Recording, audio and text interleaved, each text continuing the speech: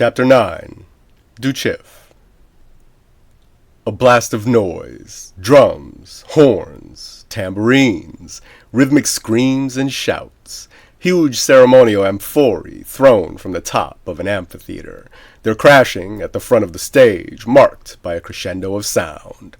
Hordes of red and yellow whist rushed from the broken jars, glowing bright with panic. Flapping and chittering excitedly, they launched skyward at breakneck speeds to escape the trauma of their capture and violent release. Their numbers filled the darkening summer sky like ever-burning motes of flame. An awe-filled clapping and cheers of excitement erupted from the audience. Aithiawi's voice was among the loudest, for as many times as she had seen this very thing, it's never lost its stunning, visceral power. The banging of drums, the screaming of horns, and the shrieking of voices evolved into a low, undulating background of sound, tense with anticipation and promise. A flash of light from the roof of the amphitheater blinded the audience in the diminishing glow of twilight. Drums rumbled with thunder that rolled over the crowd. Silence.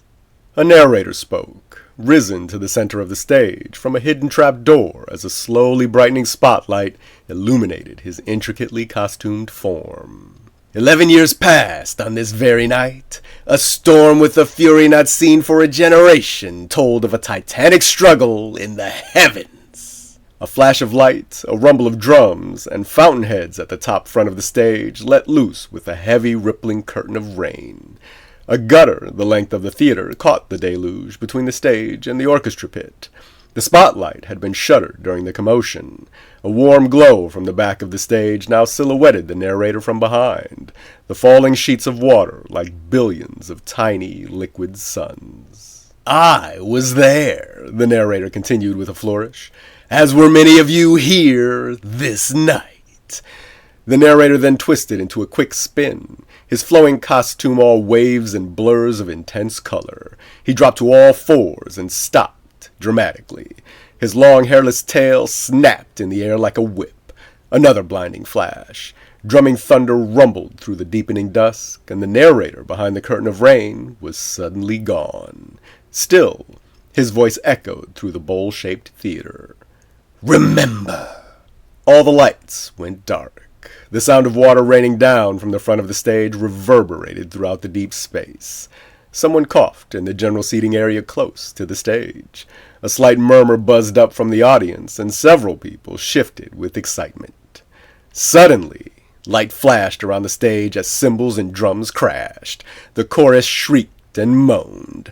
Two giant manned puppets leaped about in the middle of the stage. One, an oversized representation of Aithiawi, the other of Raja Nalum. The audience cheered wildly.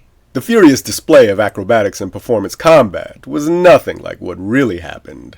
Aithiawi never got to publicly explain the events leading up to her arrival. The Muziengu never let her, wrapped up as they were in the legends spun about her coming by the high priests. But Umedit knew the truth. Well, he said he accepted the truth of the events as Aithiawi told it during their fourth night together, although he would never be convinced that she was no god, and that Orissus III was not some magical place. Aithiawi looked over at him, standing in front of his seat, the first of the Tanagish, and chief among her confidants and protectors. She admired his sleek, muscular body, watched as his unclothed arms flexed with every choreographed attack, watched the focus in his almond-shaped eyes, watched as he howled and jumped a little higher with pride when her avatar began to win the dramatized contest. A crash of cymbals brought her attention back to the stage, back to the deadly, intermittent dance of the puppets behind the curtain of rain. Her own smile faded as she became lost in the memory of it all. It wasn't until the drama of Nalum's death was played out that Aithiawi was startled back into the present by the exaggerated reenactment of her ship's landing.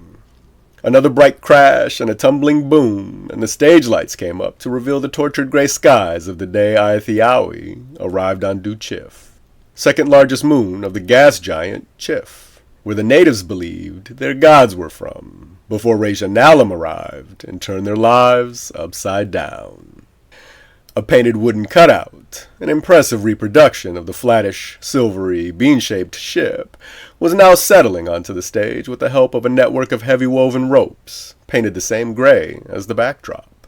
Aithiawi had eventually learned from Orane that the ship was called the Starhopper. Its wooden replica was now descending toward the top of a multi-sectioned, truncated pyramid, a beautiful recreation of the Muziingu's most holy place, the Temple of Rejanalum, the Insatiable, the Great Retributor, and the Master of Fortune. Master of Fortune. Aithiawi remembered dragging the Master of Fortune's dead, limp body out of the ship to rid the interior of the smell of her death. It almost made her retch twice more on the way. When the outer door slid open, Aithiawi welcomed the fresh air with deep, life-affirming breaths. The thunderstorm from earlier had ended, and a shaft of light from Duchiff's 3 sons struck through a break in the clouds to illuminate the dark young girl as she pulled Nalam's corpse down toward the top of the pyramid. Half blinded by the light, Aithiawi didn't notice the dead woman's arm catch between the ramp and the decorative raised stone of the temple beside it, not until it was too late. She chuckled a bit at the memory of struggling with Nalam's corpse. Meanwhile, the Starhopper's landing had frightened all the priests out of the temple to prepare for Nalam's arrival, which meant scaring all of the rest of the Muziingu out of their homes and on to the field of devotion, just in time to see Aithiawi yank Nalam's arm free from its catch between the ramp and the temple's stone. The dead woman's sudden lack of resistance caught the young girl off guard, caused her to stumble, and in her frenzied efforts to regain her balance, Aithiawi pitched the dead body of the Great Retributor out over the summit of the pyramid and down the hundreds of steep temple stairs. Shit, shit, shit! Aithiawi chased the corpse for several steps before she heard the cheering, noticed her surroundings, and stopped in mid-stride, completely in shock. In the staged drama, the fountain at the front of the stage had been stopped, and now, at the top of the temple stairs, the actor playing Aithiawi held the empty puppet of Nalam up over her head. She expertly drew out the dramatic moment until the tension in the air was almost palpable. Then she cast the puppet down to the foot of the stage, which, according to the returned voice of the narrator, was when Aithiawi stopped the Great Retributor from consuming the world with her wrath. The hundreds of Muziingu who had run out to the field of devotion to praise the Great Retributor and hope for a merciful visitation now looked over at their tyrant god, cast down, defeated, broken, dead.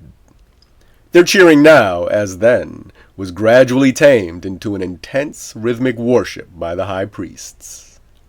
While the people bent and bowed and whipped their tails and chanted songs of deliverance, the priests themselves looked nervously to Aithiawi at the temple summit, looked with uncertainty at their new god. Aithiawi, in turn, looked with uncertainty down at the field of worshipping aliens. The head priest moved his eyes back to Rejanalum, cast down, then again to Aithiawi on high, and divined what he needed to do. Moving cautiously, fearfully up to Nalam's broken corpse, he looked frequently back up to Aithiawi to see if she would stop him, but she just stood there, paralyzed with all the emotions of the moment banging around in her head. Judging her silence to be expectancy, the high priest raised his staff and savagely crushed the already deformed remains of Nalam's skull. The dull crunch resounded loudly in the sudden, expectant silence, and the hearing of that sound was like the flipping of a switch. With a roar, the entire field of hairless-tailed Muziingu rushed the temple, each one eager to repay their deliverance by following the high priest's lead, each one desperate to avenge themselves on the corpse of the being responsible for the long, miserable turn of their lives. Horrified and yet mesmerized by the savage abandon of their revenge, Aithiawi watched as the Muziingu closest to the foot of the temple tore Rejanalum's body apart, and when they finished with their bloody catharsis, the Muziingu looked up to their deliverer as one by one each of them slowly awoke from a murderous rage. Their hopeful, enraptured faces, not really so different from her own. Aithiawi had taken an unconscious step forward, But as the Muziengu below raised their gore-draped limbs to receive benediction, she let out a squeak of fright and raced back up the temple steps, more afraid than she had ever been in her life. Flipping and spinning back to the middle of the stage, the narrator reappeared. And so it was that the most beneficent Aethiawigo, deliverer of the Muziengu, withdrew into the silver chariot of Chif to judge her people. 11 years ago, Aethiawi had no idea that these were her people.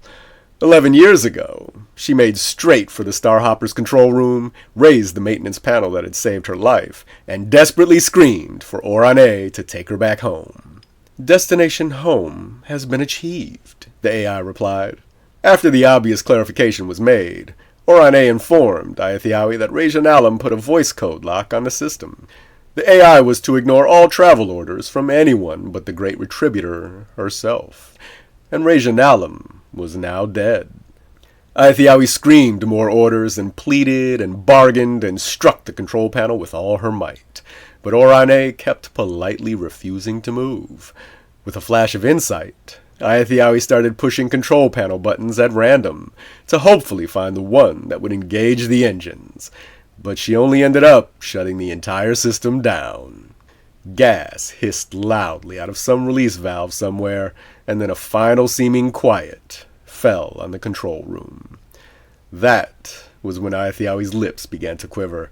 The quivering turned into a defeated whimper. When her eyes began to sting and the tears began to flow, she sat in the command chair, put her head in her hands, and let her body shake with terror and despair. She should have listened to Yanden, she thought. She should have learned how to fly the goddamn ship without the help of any AI. Wait a minute. Yanden! She could call home! She jumped up and attacked the control panel with newfound vigor.